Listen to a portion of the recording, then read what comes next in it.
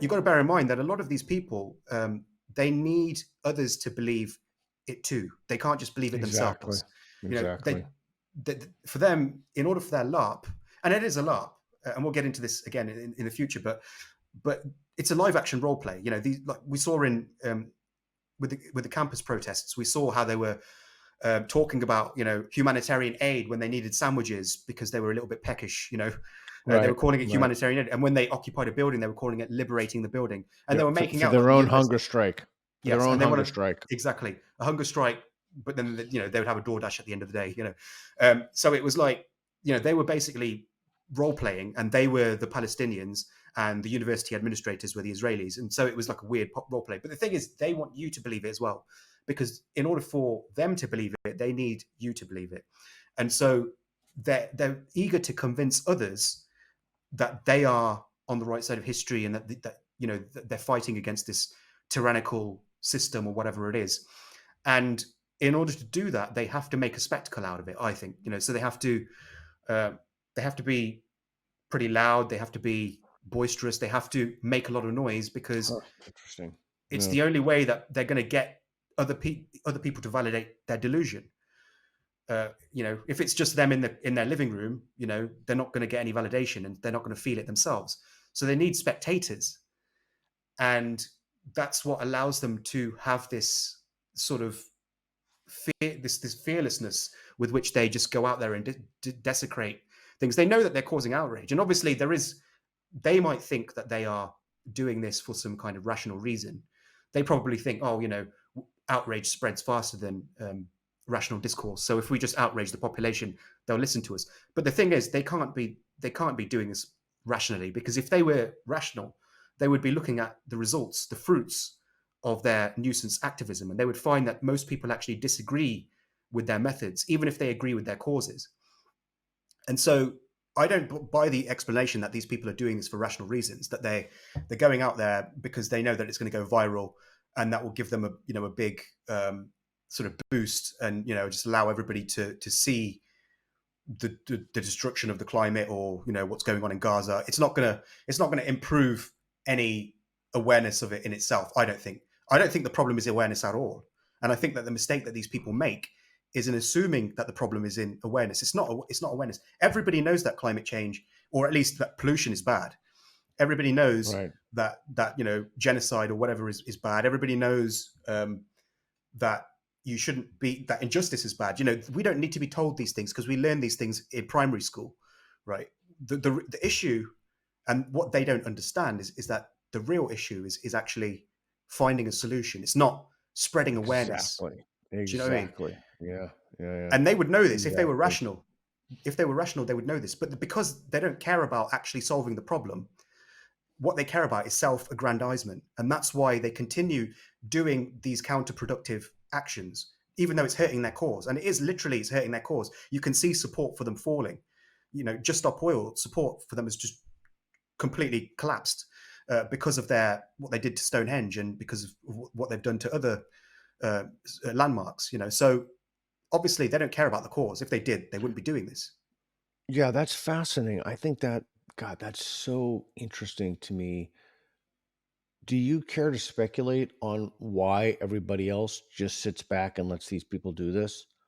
Like, Well, I remember seeing some of the videos of these people throwing soup on paintings and people are just standing around. Man, I would have rear naked choked them in 1/10 of a second. Like, you start throwing soup on in priceless paintings, and like I would have just taken you out instantly. yeah, I think. Well, one of the things is that most of the time people aren't actually around when they do this.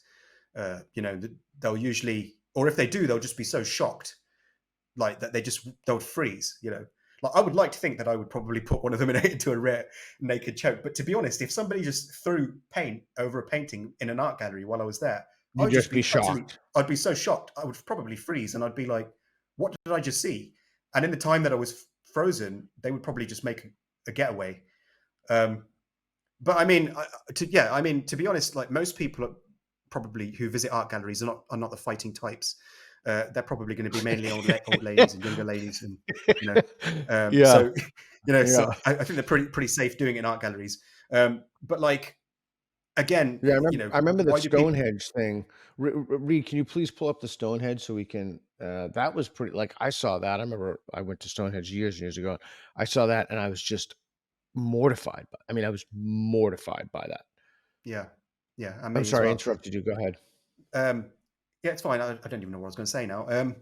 But yeah, I mean, I think most people are probably they don't care enough to sort of go after these people personally. They would rather just the police dealt with it Yeah, let's because these take a look at people. let's take a look at that real quick. So there they are. Like Yeah, this is to say that this is precious or priceless doesn't even begin to describe.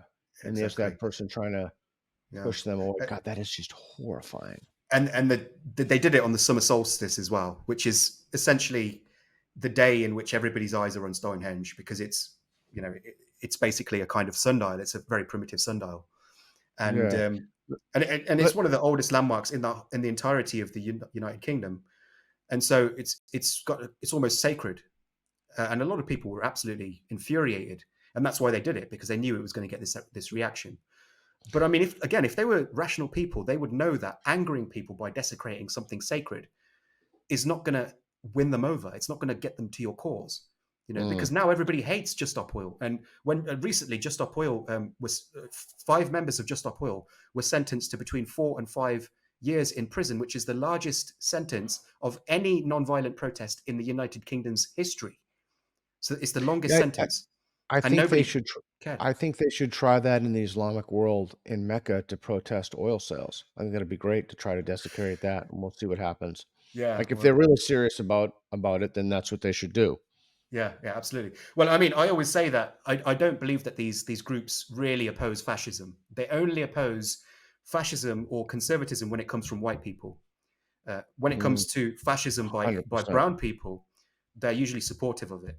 Because Yeah, like these the same groups, a lot yeah. of these same groups are pro Hamas, and Hamas is a fascist organization. It's not a liberation movement. It's not a movement that simply wants its people to be free of Israel. This is a movement that is avowedly fascist. It's ultra nationalist. It Yeah. believes in superiority of Islam. It's Islamist supremacist. Yeah, That's I would probably the have best way to laughed at describe it. that, but it's too horrifying. Okay. Yeah, Okay, so before we go on to the Hamas thing, so, you know, I'll just throw this out to you and get a read on it. It's somewhat tangent to what you're saying, but it seems to me, I mean, there are laws in the United States like hate crime laws. It seems to me that there's something, which is why they do it. There's something particularly egregious about destroying a precious piece of art or attempting to destroy it or a monument. So it would seem to me that there should be, like you said, that the sentences were longer, that there should be some kind of additional punishment. I guess I'm not a fan of modern art to say the least, but there should be some kind of additional punishment. And I'm so hesitant. I mean, I agree with you, but I just don't want to use the word sacred. But of a cultural artifact, maybe that would be a yeah, substitution. yeah, There should be a kind of extra punishment given how the execrable behavior of these people. I don't know. I'm just kind of thinking out loud. yeah. Thinking out loud. Well, the way I look at it is, I think cure is a better solution to try to prevent this. I mean, I guess another way of saying this is prevention is better than cure. Um, I think it's better rather than punish these people for doing this. I think it would be better to try to prevent it in the first place. And I Totally, think, 100%. Yep. yeah, to be honest, I do think that the going into jail for 5 years is probably a bit harsh for a Do you non-violent really? for a non-violent protest. I do, yeah. I think, But although it did. what they did was they blocked the M25, which is one of the busiest highways in the UK. It's the ring road around London. So, it Yeah. was So it what obviously isn't? caused, Yeah, I mean, but isn't one of the ways to take a look at that if there was an ambulance that tried to yeah, get down and the people couldn't, then 5 years would be literally nothing. I mean, if your yeah, mom or someone or your brother was in that, or someone you loved, and they couldn't get because these lunatics are. I mean, yeah, that's pretty serious shit. yeah. You make a good point. I mean, I'm not going to lose sleep over it, but I think maybe it was probably a little bit more than the UK criminal system is used to. Normally, Mm. people non-violently protest don't get anywhere near that. But I think, like going back to what I was saying earlier, I think prevention is better than cure, and I think that the way to prevent this Oh, is pretty simple. yeah. It's very, very simple, and that is just don't give these people attention. Because the Mm. way I look at it is these people are behaving like toddlers, right? They're throwing tantrums in public for the same reason that toddlers throw tantrums in public. Why does a toddler throw a tantrum in public? To get attention, to get its way. You know, it creates a scene. It wants people to know that it's unhappy, and so it will cause a scene. And that's what these people do. That's why I call them neo toddlerists. Mm. You know, That's they good. are Yeah, yeah, that's essentially, really good. you know, this just as neo Nazis.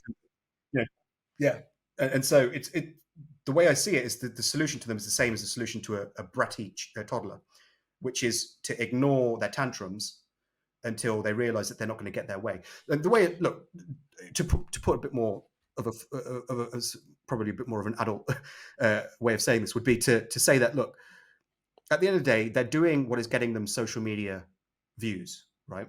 Mm. They're doing these stunts because these stunts go viral online in ways that rational discourse doesn't.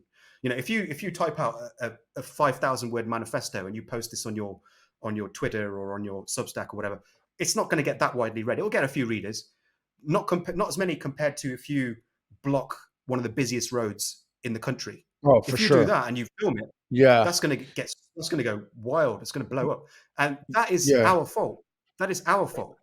That's Yeah. our fault. You know, we are giving our attention to things that we actually want to see less of, when we should be giving our attention to things we want to see more of. Thanks for watching. Be sure to subscribe and hit the notification bell. This falls under the umbrella of my nonprofit, National Progress Alliance. Your generous donations keep us going and help fuel content like this.